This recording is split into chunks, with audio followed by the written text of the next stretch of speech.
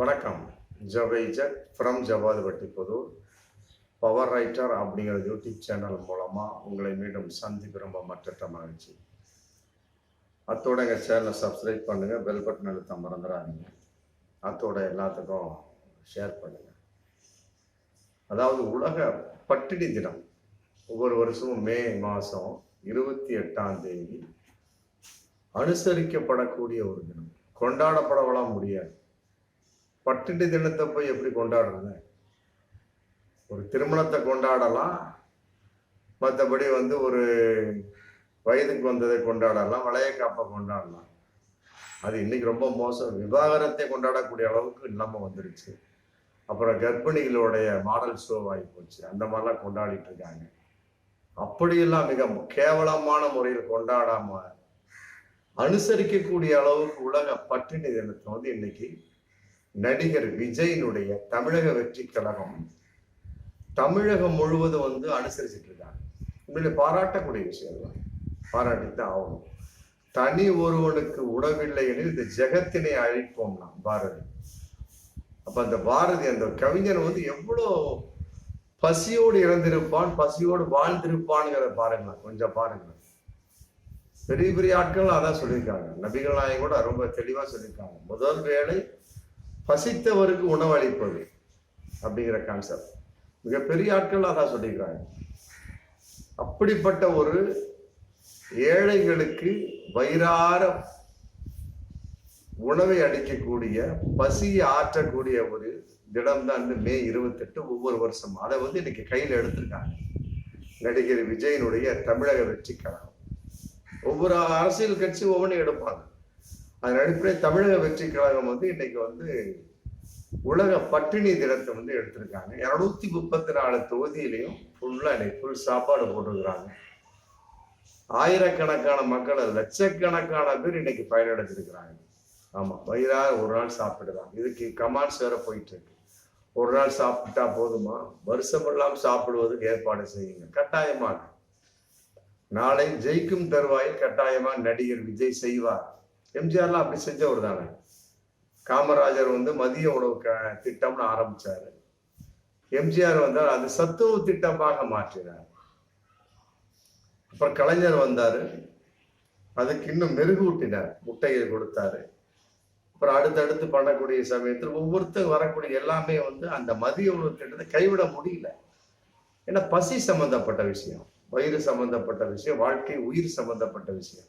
அது மாதிரி இன்னைக்கு உலக பட்டினி தினத்தை கட்டாயமாக விஜய் அவர்கள் நாளை ஆட்சிக்கு வந்தால் அதை அனுசரிப்பார் என்ற நம்பிக்கை இப்பவே வந்திருக்கு. மதிய உணவு திட்டம்லாம் வேற, அது ஒரு டைப்பு. உலக பட்டினி தினத்தை கட்டாயமாக மிகப்பெரிய பிரம்மாண்டமாக அனுசரிப்பார் அப்படிங்கிற நம்பிக்கை அது தெரியுது. அதே நேரத்தில் இன்னொரு விஷயத்தையும் அவங்களுடைய கட்சிக்காரர்கள் வெளியிட்டு இருக்கிறாங்க. செயலாளர் புஸ்ஸி ஆனந்த் அவர்கள் சொல்லியிருக்காரு. அதாவது எத்தனை ஊர்ல எத்தனை கல்யாண மண்டபங்கள் இருக்கு, ஹால் இருக்கும், எல்லா இடத்துலையும் எங்களுடைய தொண்டர்களுடைய செயலாளர்கள், நிர்வாகத்தினுடைய சார்பாக கட்சி பிரமுகர்களுடைய நம்பர்ஸ் எல்லாம் கொடுத்துருவோம், எல்லாத்தையும் கொடுத்து வச்சிருக்கோம். சாப்பாடு மீதமாகுது பார்த்தீங்களா, அதை எங்கள்கிட்ட கொடுத்துருங்க, நாங்கள் கொண்டு போய் முதியோர் இல்லை மற்றபடி இல்லாதவர்களுக்கு கொடுத்து உதவி செய்கிறது நம்ம தயாராக இருக்கிறோம். இப்படி அதையும் ஒரு மிகப்பெரிய ஒரு விஷயமா இன்னைக்கு முன்னெடுத்துருக்காங்க. போன வருஷம் கூட கொண்டாடினாங்க, ஆனால் இந்த வருஷம் ரொம்ப டாப்பாக கொண்டாடி இருக்காங்க. இது அனுசரிச்சிருக்காங்க, மன்னிக்கணும், அனுசரிச்சிருக்காங்க. 234 தொகுதிகள் இன்னைக்கு நடிகர் விஜயனுடைய தமிழக வெற்றிக்கு நாங்கள் அனுசரிக்கிறாங்க. 10வது எந்தெந்த கல்யாண மண்டபத்தை மிச்சமாற உணவை ஏழைகளுக்கு பகிர்ந்தளிக்கக்கூடிய விஷயம். அப்படிங்கிற சமயத்துல நாங்கள் எங்கள் தலைவர் நடிகர் விஜயனுடைய பிறந்த நாளை 365 நாள் கொண்டாடக்கூடிய சூழல் இதில் இருக்கிறோம். எல்லா ஏழை மக்களுக்கு சாப்பாடு போகுது இல்லையா, மிச்ச மீதி இருக்கக்கூடிய சமயத்தை எடுத்து கொடுக்கணுமே, அதுக்கு ஒரு ஆள் வேணும் இல்லையா. அதே நேரத்தில் வரக்கூடிய ஜூன் 22 விஜயனுடைய பிறந்த நாள், அதை நாங்கள் மிக சிறப்பாக கொண்டாட போகின்றோம் அப்படிங்கிறதையும் இன்னைக்கு அந்த கழகத்தினுடைய தமிழக வெற்றி கழகத்தினுடைய செயலாளர் புஸ்ஸி ஆனந்த் பேட்டி கொடுத்துருக்கார். அதே நேரத்தில் இன்னொரு கேள்விகளை அதை கேட்டிருக்காரு. அந்த நேரத்தில் பொதுக்கூட்டம் நடக்குமா அப்படின்னு கேள்வி கேட்டிருக்காரு. ஏன்னு கேட்டா ஒரு 3 விஷயத்த கழக முதல் மாநாடுங்கிற கான்செப்ட்ல தேர்வு பண்ணியிருக்காங்க. மதுரை, திருச்சி, கடலூர். அந்த அடிப்படையில வந்து ஜூன் 22 உண்மையிலேயே கழகம் தமிழக வெற்றி கழகத்தினுடைய முதல் மாநாடாக இருக்குமா, அல்லது ஜூன் 22 நடிகர் விஜயினுடைய பிறந்த நாளை மட்டும் கொண்டாடி விட்டு பிறகு அனுசரிக்க போகிறா என்று தெரியவில்லை. ஆனா ஜூன் 22 நடிகர் விஜயனுடைய பிறந்த நாள் விழா. அதை நாங்கள் பகிரங்கமா அற்புதமா கொண்டாட போறோம். அது சம்பந்தமா பல விஷயமா கேள்விகளும் கேட்டிருக்காங்க. அதுக்கு வந்து புஷி ஆனந்த் வந்து பதில் சொல்லியிருக்காரு. எப்படி இது உங்களுடைய கட்சி சம்பந்தப்பட்ட வகையில் நாங்கள் கேள்விப்படுறோம். சீமான் வந்து ஆரம்பிக்க சொல்லிதான் நீங்க கட்சி ஆரம்பிச்சீங்களா அப்படின்னு கேள்வி கேட்டிருக்காங்க. அதே நேரத்துல சீமானுக்கு வந்து நீங்க தகவல் கொடுப்பீங்களா? முதல் மாநாடு ஆரம்பிச்சீங்க அப்படின்னா சீமானை நீங்க வர சொல்லுவீங்களா, தகவல் கொடுப்பீர்களா அப்படின்னு கேட்கக்கூடிய சமயத்துல ஆல்ரெடி சீமான் சொல்லிட்டார். அப்படி கூப்பிட்டா நான் போவேன் அப்படின்னு இருக்கார் சீமான். அதன் அடிப்படையில நடிகர் விஜய் கூப்பிடுவாரா அப்படிங்கிற கேள்வி இதுல வந்திருக்கு. ஆமா, அதுக்கு எல்லாமே வந்து ஒரே பதில் சொல்லிட்டார். ஆமா, புஷி ஆனந்த் எல்லாமே தலைவர் முடிவெடுப்பார், தலைவர் முடிவெடுப்பார், தலைவர் முடிப்பார். ரொம்ப தப்பித்தலான ஒரு பதில். சில பேர் வந்து ஏதாவது தன்னுடைய வகையில சொல்லி மாட்டிக்குவாங்க. அது மிகப்பெரிய வைரலா போயிட்டு இருக்கும். ஆனா புஷி ஆனந்த் ரொம்ப தெளிவா சொல்லிட்டார், எல்லாமே இங்க தலைவர் முடிவெடுப்பார். அதே நேரத்தில் வரக்கூடிய சட்டமன்ற தேர்தலில் வந்து நீங்கள் வந்து சீமான் கட்சியோடு கூட்டணி சேர்ந்தீர்களா அதையும் கேட்டிருக்காங்க. அதுக்கு தலைவர் முடிவெடுப்பார் அப்படின்னு ரொம்ப ட்ராக்கா பதில் சொல்லியிருக்காங்க. அவருடைய ஒரு மிகப்பெரிய ஒரு இலக்கு என்ன அப்படின்னா 2 கோடி உறுப்பினர்களை சேர்ப்பது. அது இன்னைக்கு மலமளமன சேர்ந்து வந்துகிட்டு இருக்கு. இந்த உலக பட்டினி தினம் வந்து அவர்களுக்கு மிக அற்புதமாக கை கொடுக்கக்கூடிய விஷயமாகவும் இருந்துகிட்டு இருக்கு.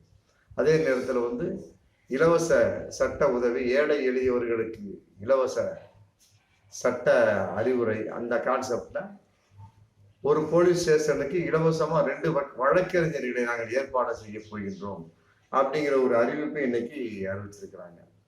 அதே நேரத்துல ரொம்ப நாளைக்கு பின்னாடி அப்பா அம்மா சந்திச்சிருக்கார் நடிகர் விஜய். இன்னைக்கு வந்து உலக பட்டினி தினத்துல சந்திச்சு வாழ்த்து பெற்று அதே நேரத்துல வந்து அவர்களிடம் பாராட்டும் பெறக்கூடிய ஒரு சூழல் இப்ப முடிஞ்சிருக்கு பாருங்க. 10th +2 அந்த மாணவர்களுக்கு வந்து பரிசு வழங்கக்கூடிய ஒரு விழாவும் அநேகமா மிக கூடிய விரைவில் அறிவிக்கப்படும் அப்படிங்கிற ஒரு விஷயம் இன்னைக்கு போயிட்டு இருக்கு. போன வருஷம் அப்படித்தான் வந்து ஏகப்பட்ட மாணவர்களுக்கு 11 மணி நேரம் அவரா நின்று வந்து போட்டோக்கு போஸ் கொடுத்து கம்ப்ளீட்டா எல்லாம் முடிச்சார். அதே மாதிரி இந்த வருஷமும் 10ஆம் வகுப்பு 12ஆம் வகுப்பு வெற்றி அடைந்த மாணவர்களுக்கு கட்டாயமா பரிசுகளை வழங்குவார் அப்படிங்கிற ஒரு விஷயம் இன்னைக்கு போயிட்டு இருக்கு. பொதுவாகவே 2011 வந்து விஜய் இந்த ரசிகர் மன்றமாக இருந்து விஜய் மக்கள் இயக்கமாக மாற்றப்பட்டது. இன்னைக்கு 2024 போயிட்டு இருக்கு. நாடாளுமன்ற தேர்தல் நாங்கள் வந்து போட்டியிட மாட்டோம். எங்களுடைய இலக்கு 2026 சட்டமன்ற தேர்தல் தான். அதுக்குள்ள நாங்கள் ஏகப்பட்ட கோடிக்கணக்கில் தொண்டர்களை சேர்த்து நாங்கள் வெற்றியை நோக்கி எங்கள் கட்சியை கொண்டு செல்வோம் அப்படிங்கிற மாதிரியும் ஒரு தகவல் அன்னைக்கே சொல்லிட்டாங்க. அதன் அடிப்படையில் இன்னைக்கு உலக பட்டினி தினத்தை அனுசரித்து மக்களுடைய மனதில் நிற்கக்கூடிய அளவுக்கு இன்னைக்கு வந்து நடிகர் விஜய் இருக்கிறாரா உண்மையிலே பாராட்டக்கூடிய விஷயம். இந்த விஷயம் அவர் பிற்காலத்தில் ஆட்சிக்கு வரக்கூடிய சமயத்தில் உலக பட்டினி தினம் வந்து தமிழகம் முழுவதுமே கொண்டாடப்பட வேண்டும் என்பது என்னுடைய விருப்பமாக இருந்து கொண்டிருக்கிறது. அவருடைய பிறந்த நாள் ஜூன் 22 அதுவும் கொண்டாடப்படும் அப்படிங்கிற வாய்ப்பு, அது சம்பந்தமான ஒரு தகவல் இன்னைக்கு போயிட்டு இருக்கு. எது எப்படியோ ஏதோ ஒரு வெற்றிடம் ஒன்று இருக்குதுங்க. அது வந்து ரொம்ப தூரமா தெரியுது கண்ணுக்கு. திமுக அப்புறம் அதிமுக இன்னைக்கு இல்லை, எங்க இருக்குன்னே தெரியல. 4ஆக 5ஆக சின்ன பின்னமாகி விட்டது. ஆமா, ஜூன் 4க்கு பின்னால வாக்கு எண்ணிக்கைக்கு பின்னால அது ஒன்றாக சேர்த்து அப்படிங்கிற மாதிரி தகவல் போயிட்டு இருக்கு.